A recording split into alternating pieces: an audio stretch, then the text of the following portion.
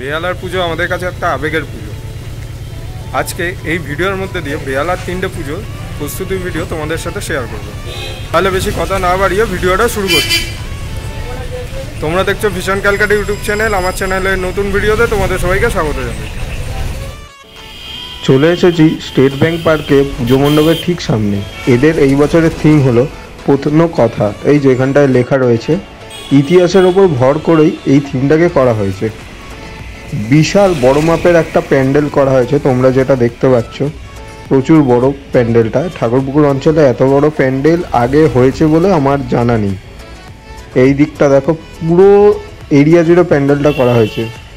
এমনি সময়ে দেখা যায় জায়গাটা অনেকটা ছোট, কিন্তু প্যান্ডেলটা হয়েছে পুরো এরিয়াটা জুড়ে। এই জায়গাটায় দেখানো হয়েছে প্রত্নতাত্ত্বিক যেসব জায়গা হয়, স্থাপত্যগুলো হয়, তার দেয়ালে এইরকম ছোট ছোট ঠাকুরের ছবি বা আরও অনেক এরকম ছবি খোদাই করা থাকে, সেই জিনিসটাকে এখানে ফুটিয়ে তোলা হয়েছে।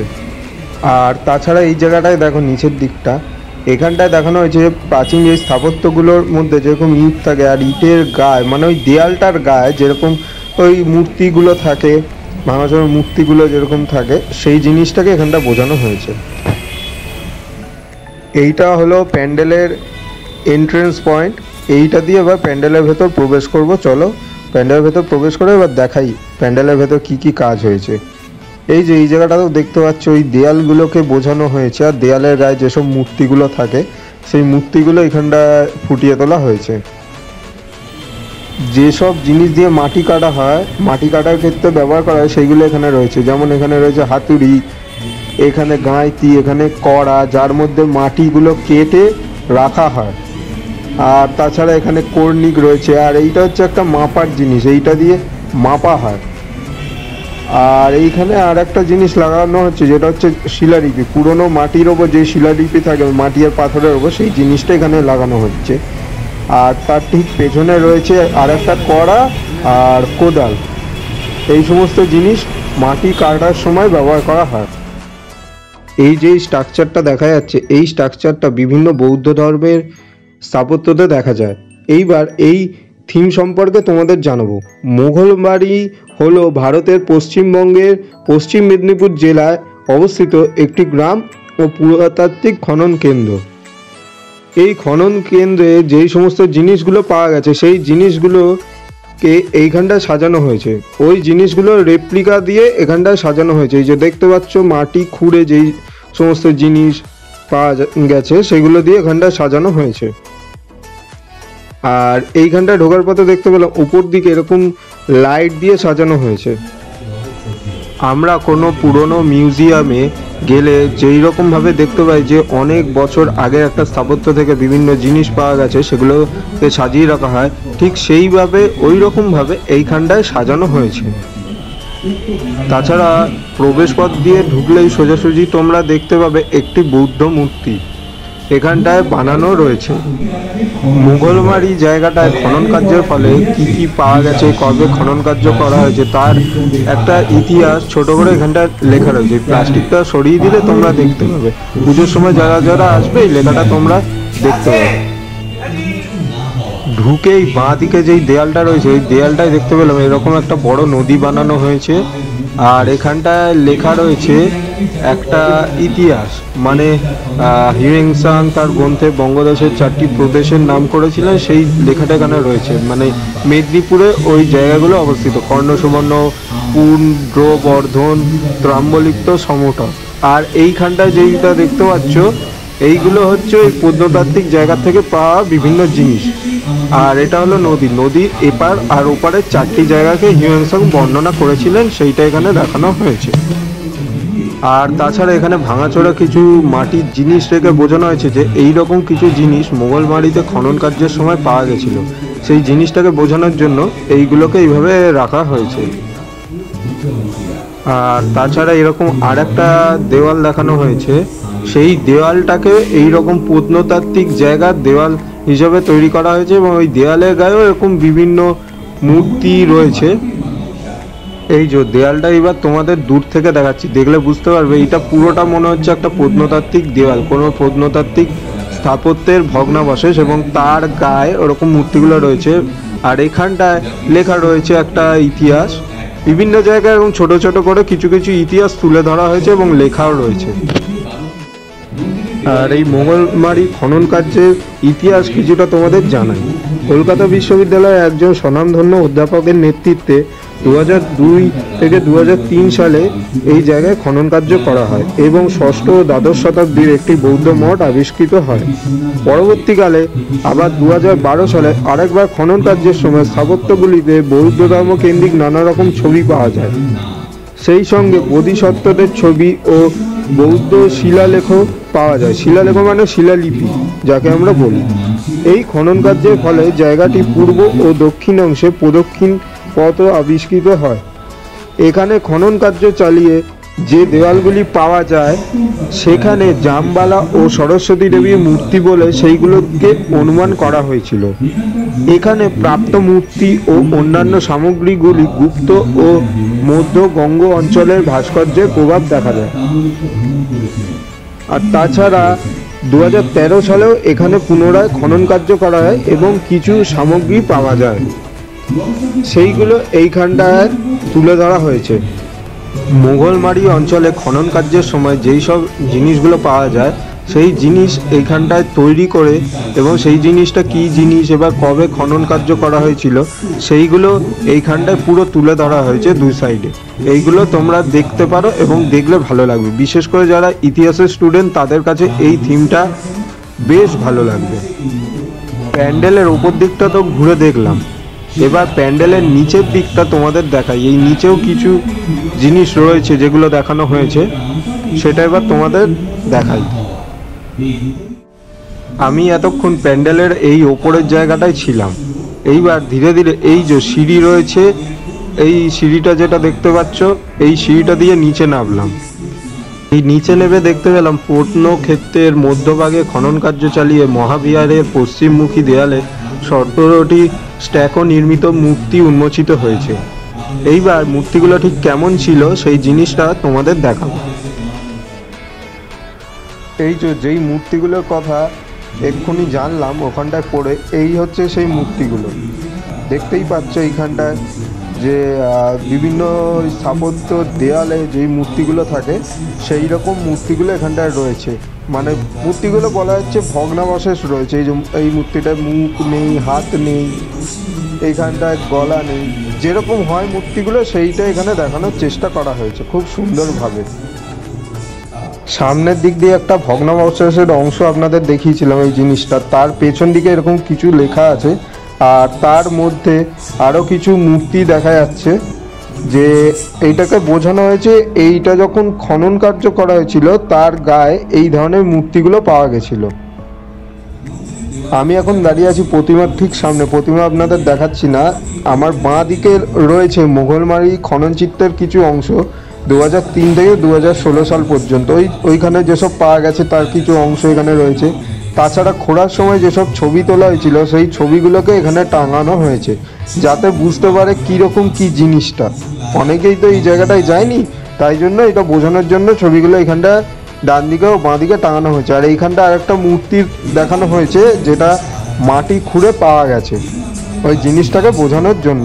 আর তাছাড়া এইখানে ওপর দিকে আরও কিছু এখানে মূর্তি বা আরও নানান ধরনের জিনিস এখানে প্যাকিং করে রাখা রয়েছে, এইগুলোই বোঝানোর জন্য যে ওইখান থেকে এই ধরনের জিনিসগুলো পাওয়া গেছে। এইখানটা যেটা তোমাদের দেখাতে পাচ্ছি, এইখানটায় রয়েছে লক্ষ্মী, গণেশ, সরস্বতী, কার্তিকের মূর্তি। আর এই স্ট্রাকচারটা বোঝানো হয়েছে যে মাটি খুঁড়ে এই স্ট্রাকচারটাকে পাওয়া গেছে, তাই জন্য এইরকম লাগছে। আর উপর দিকে রয়েছে মা দুর্গার মূর্তি, সেইটা তোমাদের এখন দেখাতে পারছি না। নিচে এই জায়গাটা দেখে তোমরা বুঝতেই পারছো যে মনে হচ্ছে কোনো একটা স্থাপত্যের ভগ্নাবশেষ। মানে যেরকম প্রত্নতাত্ত্বিক জায়গাগুলো থাকে যে রাজপ্রাসাদ, বৌদ্ধ মন্দির বা অন্যান্য মন্দির এর ভগ্নাবশেষ যেরকম পাওয়া যায় সেই রকম এই জায়গাটাকে বোঝানোর জন্য এরকমভাবে বানানো হয়েছে। মানে মোগলমারি খনন কার্যের সময় যেরকম জায়গাটা লাগছিল ঠিক সেই রকমভাবে এই জায়গাটাকে বানানো হয়েছে। এই যে দেখছো ইটের স্ট্রাকচার, পুরো মনে হচ্ছে জায়গাটা অরিজিনাল মোগলমারি। আমরা মোগলমারিতেই চলে এসেছি। এই দেখো এই দিকটা পুরো ডান দিক বাঁ দিকে এরকমভাবে তৈরি করা হয়েছে ইট দিয়ে।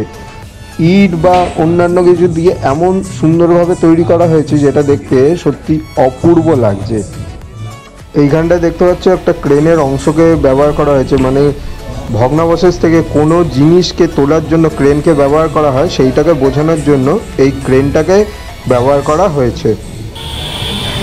তোমরা এই স্টেট ব্যাংক পার্কে আসবে কি করে একবার বলে দিই। এই দিকে যে রাস্তাটা দেখতে পাচ্ছ এই রাস্তাটা আসছে হাওড়া শিয়ালদা ওই দিক দিয়ে। শিয়ালদার থেকে তোমরা ট্রেনে করেও আসতে পারো এবং ডাইরেক্ট বাসে করেও আসতে পারো, আর তাছাড়া হাওড়ার থেকে তোমরা বাসে করে আসতে পারো।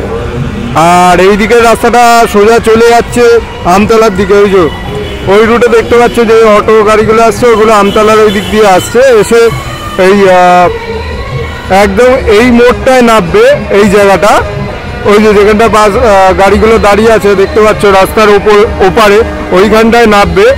জায়গাটার নাম হচ্ছে পোড়া অশ্বত্থতলা। এখানটায় নামলেই তোমরা এই মণ্ডপে আসতে পারবে। আমি এখন দাঁড়িয়ে আছি আর্য সমিতি ভবানীবালা শিশু উদ্যানের মাঠের ঠিক সামনে। এইখানটায় বেহালা দেবদারু ফটকের পুজোটা হয়।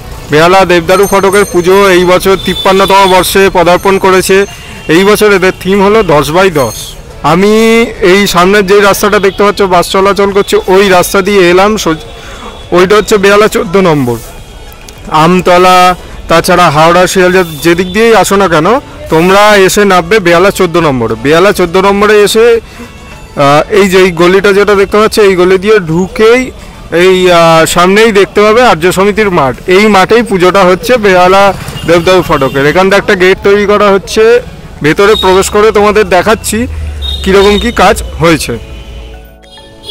এখানটায় যেটা দেখতে পাচ্ছি এখানে একটা দরমা টিন দিয়ে ঘর করা হয়েছে, আর তাছাড়া কিছু কাঠকে ব্যবহার করা হয়েছে এই যে দেখতেই পাচ্ছ। আর নিচটায় বিভিন্ন ইটের খোয়া যেগুলো হয় সেইগুলোকে ব্যবহার করা হয়েছে। আর এখানে ছোট ছোট ঘরের মতো এগুলো বানানো হয়েছে যেগুলো দেখতে পাচ্ছি। আর এই দিকেও একটা দরমার ঘর করা হয়েছে দেখতে পাচ্ছি। আর এইখানে কিছু বাঁশকে ইনস্টল করা হয়েছে। আর নিচে যেটা দেখা যাচ্ছে খড় এবং মাটি দিয়ে কাজ করা হয়েছে, দেখো এই নিচগুলো পুরোটা দেখতে পাচ্ছ। আর এইখানে কিছু মাটির পুতুল তৈরি করা হয়েছে যেটা দেখা যাচ্ছে। এই যে এখানে কিছু মূর্তি তোমাদের দেখিয়েছিলাম এবং মূর্তির ঠিক উল্টো দিকে এই রকম একটা ঘর তোমাদের দেখাচ্ছি, যেটা ঢোকার সময় একদম সামনাসামনি দেখতে হবে। এই যে দরজা দিয়ে ভেতরে ঢুকে একবার দেখাই তোমাদের। এখানে ওই ঠাকুরের যে কাঠামোগুলো হয় ওই কাঠামোগুলো এখানে সব রাখা রয়েছে। দেখো দিক দিয়েই মণ্ডপের দিকে যাওয়া হবে। এই যে আমরা মণ্ডপের দিকে ধীরে ধীরে এগিয়ে যাচ্ছি। আর এইখানে আর একটা ঘর করা হয়েছে, যেরকম আগেকার দিনে গ্রামের বাড়িতে থাকতো খড় দেওয়া, বাঁশ আর তাছাড়া ওই মাটি খড় দিয়ে দেয়ালগুলো করা হয়েছে, বাঁশের গায়ে মাটি আর খড় দেওয়া হয়েছে দেখতে পাচ্ছি, সেরকমভাবে করা হয়েছে। আর এইটা হলো মূল মণ্ডপ যেখানটায় ঠাকুরটা রয়েছে। তোমাদের সামনে গিয়ে দেখাচ্ছি, কাজ চলছে এখনো ঠাকুরের। আর এই দরমার যেই ঘরটা দেখতে পাচ্ছ এই যে একটা ঘর করা হয়েছে যেটা আগেই দেখালাম।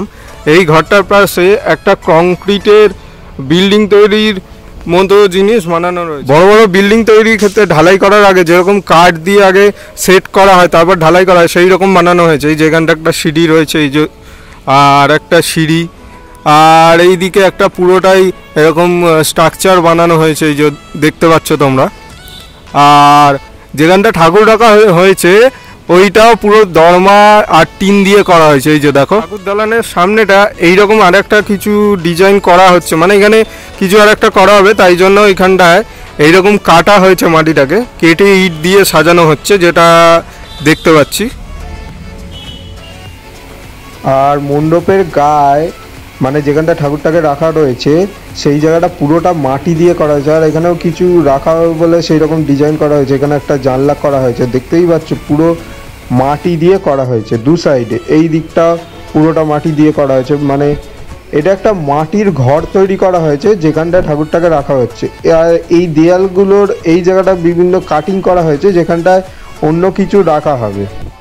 আর ঠাকুরের দুপাশের দেওয়ালটা এরকম প্রচুর দেবদেবীর ছবিকে ব্যবহার করে সাজানো হয়েছে, যেটা দেখতে দারুণ লাগছে। আর এই কনসেপ্টটাও আমার বেশ ভালো লেগেছে, একটু অন্যরকম কনসেপ্ট। এই রকম দুধারে প্রচুর ঠাকুরের ছবি রয়েছে, তারা মা, লোকনাথ, কৃষ্ণ, শিব, কালী, যত দেবদেবী রয়েছে তাদের সবার এরকম ছবি দিয়ে সাজানো রয়েছে। দুর্গা ঠাকুরের মূর্তিটার ঠিক নিচে রয়েছে লক্ষ্মী, গণেশ এবং সরস্বতী, কার্তিক, মা দুর্গার ছানারা। ঠাকুরের ওপরে যেই শামিয়ানাটা থাকে সেই শামিয়ানাটাকে একটা অদ্ভুতভাবে সাজানো হয়েছে। এইগুলো হচ্ছে পোড়া কাঠ দিয়ে এই চৌকো শামিয়ানাটাকে সাজানো হয়েছে। এইটা একটা অন্যরকম প্রচেষ্টা। আর এই যে এইখানটা ঠাকুরটা রয়েছে, ঠাকুরটার মুখমণ্ডলটাকে ভালোভাবে তৈরি করছেন শিল্পী। আর এই ঠাকুরটা একটু উড়িষ্যার যেরকম নৃত্যশৈলী আছে সেই নৃত্যশৈলী স্টাইলে ঠাকুরটাকে তৈরি করা হয়েছে। এইখানটায় দেখো মুখমণ্ডলটা খুব সুন্দরভাবে তৈরি করা হচ্ছে। শিল্পীর হাতের জাদুতেই সেজে উঠছে মা। এইবার শিল্পীর কাছ থেকেই এই মূর্তি সম্পর্কে কিছু তথ্য জেনে নিই। সব জায়গা থেকে ঠাকুর সব রকম, এটা হচ্ছে আর্টিস্টদের পরিকল্পনা। আর্টিস্টরা যেমন আমাদের ছবি দেয় সেইভাবে আমরা তৈরি করে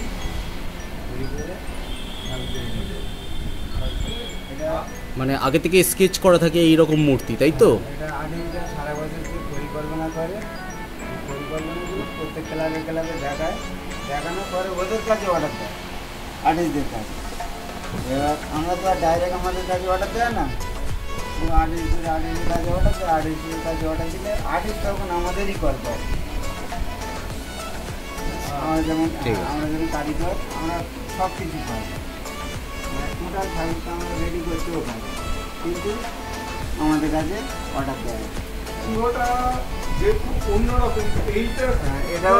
এটা কিছুটা এখানকার সিংহ বলে তাহলে ঠাকুর তো এমনিতে নর্মাল হয়ে যায়, যার জন্য এটা উড়িষ্যার কাটিং এর সিংহ, মানে সিংহ এখানকার কুমারটুলি সিংহ সঙ্গে, মানে উড়িষ্যার তাহলে সবাই বলে তো কুমারটুলি থেকে ঠাকুর নিয়ে বাঙালি ঘরানার সাথে উড়িষ্যা ঘরানার মিল রয়েছে, তাই তো? উড়িষ্যা কিছুটা পাইল করা আছে, মানে এই দেশেও কিছুটা, এই রাজ্যের কিছুটা পাইল, আর উড়িষ্যা রাজ্যের কিছুটা। মায়ের মূর্তিতেও উড়িষ্যি নাচের একটু ছোঁয়া আছে নাকি? মায়ের মূর্তি যেমন কিছুটা আদিবাসী আছে, কিছুটা এমনি চিন্ময়ী ভাব। আমি এখন দাঁড়িয়ে আছি বেহালা নতুন দল ক্লাবের ঠিক সামনে। এই বছরের এদের থিম হচ্ছে শিবানী ধাম। এই বছর এদের পুজো 60তম বর্ষে পদার্পণ করেছে। এটা হচ্ছে গেটটা দেখো, দারুণ লাগছে, থার্মোকলের কাজ রয়েছে, অপূর্ব লাগছে। গেটটাকে দেখো,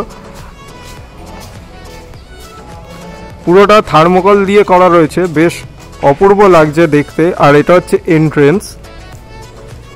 আমি এই রাস্তা দিয়ে এলাম, এই রাস্তাটা সোজা চলে যাচ্ছে বেহালা 14 নম্বরের দিকে, আর এই দিকের রাস্তাটা সোজা চলে যাচ্ছে বেহালা ট্রাম ডিপোর দিকে। এইবার মণ্ডপের ভেতর প্রবেশ করে তোমাদের পুজো প্রস্তুতির ভিডিও শেয়ার করব। এই স্ট্রাকচারটা এত সুন্দরভাবে করা হয়েছে যেটা দেখতে সত্যি অপূর্ব লাগছে। ফাইবারের ওপর থার্মোকলের কারুকার্যগুলো বেশ সুন্দরভাবে ফুটেছে। এই বছর বেহালা নতুন দলের থিম শিল্পী হলেন রণ ব্যানার্জি, অমর সরকার এবং সঞ্জয় ভট্টাচার্য, আর প্রতিমা শিল্পী হলেন অরিঘ্ন সাহা। এই গেটটা দিয়ে এইবার মণ্ডপের ভেতর প্রবেশ করব। এইটাই হচ্ছে মেন এন্ট্রি গেট। এই গেটটাতে এবার ভেতরে প্রবেশ করব। ভেতরে প্রবেশ করে তোমাদের একবার দেখাই, এইটা পুরোটা হচ্ছে ফাইবারের কাজ করা হয়েছে। এইসব জায়গায় বিভিন্ন ধরনের ছবি লাগানো হবে। এই যে নিচে যেরকম ছবি দেখতে পাচ্ছ, এইসব ছবিকে ব্যবহার করা হয়। আর তাছাড়া ওপর দিকে দেখো, পুরোটা ফাইবারের কাজ করা হয়েছে, বিভিন্ন ছবি এখানে দেওয়া হয়েছে দেখতে পাচ্ছি। এই যে দেখো, পুরোটা একবার তোমাদের দেখিয়ে দিই, ভালো করে দেখলে বুঝতে পারবে। ব্যাপক লাগছে কিন্তু দেখতে। এই সাইডটাতে আপাতত ফাঁকা রয়েছে, এগুলো লাইট জ্বললে আরো দারুণ লাগবে।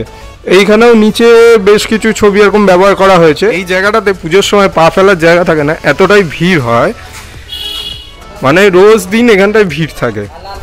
পুজোর সময় এখানটায় এলে বুঝতে পারবে, যেদিন উদ্বোধন হয় সেদিন থেকেই বলা যায় এই জায়গাটা পা ফেলার জায়গা থাকে না, এতটা ভিড় হয়। বিভিন্ন জায়গার থেকে লোক আসে এখানে ঠাকুরটা দেখতে। এই যে এইবার মূল মণ্ডপের প্রাঙ্গণে এসে উপস্থিত হয়েছি। ওরে বাবা, জাস্ট অসাধারণ লাগছে, অসাধারণ লাগছে।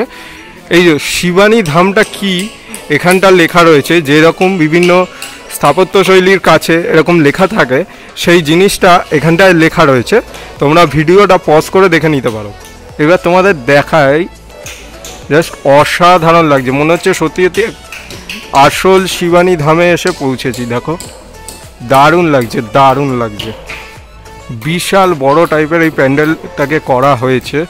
এটা প্যান্ডেল না অরিজিনাল রাজপ্রাসাদ, সত্যি দেখে বোঝার উপায় নেই। সামনে একটা শিব মূর্তি রয়েছে, আমি সেটাকে তোমাদের দেখাবো।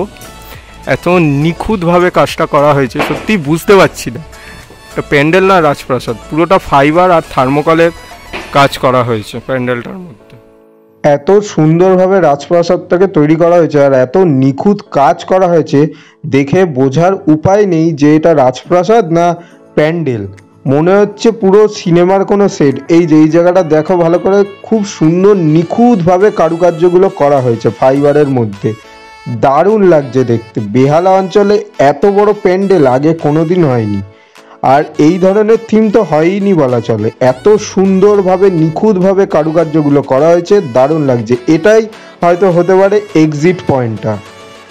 যারা এই প্যান্ডেলটাকে বানিয়েছে তাদের সত্যি সেলুট জানানো উচিত। এত সুন্দর নিখুঁতভাবে রাজপ্রাসাদের আদলে এই প্যান্ডেলটাকে গড়ে তুলেছে, যেটা সামনাসামনি না দেখলে বিশ্বাসই করতে পারতাম না। খুব সুন্দরভাবে নিখুঁতভাবে কাজ করেছে। এখানে আরও কারুকার্য বাকি আছে। এটা পুরোটাই ফাইবার দিয়ে করা, দেখে তোমরা বুঝতেই পারছো। আর যারা যারা প্যান্ডেলে যাবে আরও সামনাসামনি দেখলে তো বুঝতেই পারবে যে কিভাবে কি তৈরি করা হয়েছে। এই রকম প্রাসাদের স্ট্রাকচার দেখা যায় বিশেষ করে রাজস্থানে, আর এই জায়গাগুলো এত নিখুঁতভাবে করা হয়েছে না, দেখে মনে হচ্ছে সত্যি আমি কোনো রাজপ্রাসাদের সামনে চলে এসেছি। এই যে এই জায়গাটাও দেখো, পুরো নিখুঁত নিখুঁত, মানে কোনো জায়গায় খুঁত নেই। এত সুন্দর লাগছিল না দেখতে, অনেকক্ষণ দাঁড়িয়ে দেখছিলাম। আর এই সামনে একটা শিব মূর্তি করা হয়েছে, এখানটায় পুরো পাথর দিয়ে বেদি করা হয়েছে। বেদির ওপর এই শিবটিকে রাখা রয়েছে। এই যে এখানটায় সবাই বসে আছে, এটা পুরোটাই মার্বেল পাথরের বেদি, অরিজিনাল বেদি বানানো হয়েছে। আর এখানটায় শিব ঠাকুরটাকে রাখা রয়েছে। এটা হলো ঠাকুর দালানটা। পুরনো ঠাকুর দালানে বা পুরনো বিল্ডিংয়ের গায়ে যেরকম গাছপালা বেরিয়ে যায় সেইটাকে বোঝানো হয়েছে। আর ঠাকুর দালানটাকে খুব সুন্দরভাবে বানানো হয়েছে। আর এখানকার কারুকার্যগুলো জাস্ট অপূর্ব লাগছে, মনেই হচ্ছে না যে এটাও ফাইবার দিয়ে তৈরি। কারুকার্যগুলো এত নিখুঁতভাবে করা হয়েছে, সত্যি মুগ্ধ হয়ে দেখছিলাম। আর এইখানটা ঠাকুরটা তৈরি হচ্ছিল বলে ভেতরে যেতে পারছিলাম না, মানে ঠাকুরটাকে রং করা হচ্ছিল, চোখ আঁকা হচ্ছিল, ওই জন্য ভেতরে যেতে বারণ করলো, তাই যেতে পারলাম না। দূর থেকেই তোমাদের দেখাচ্ছি।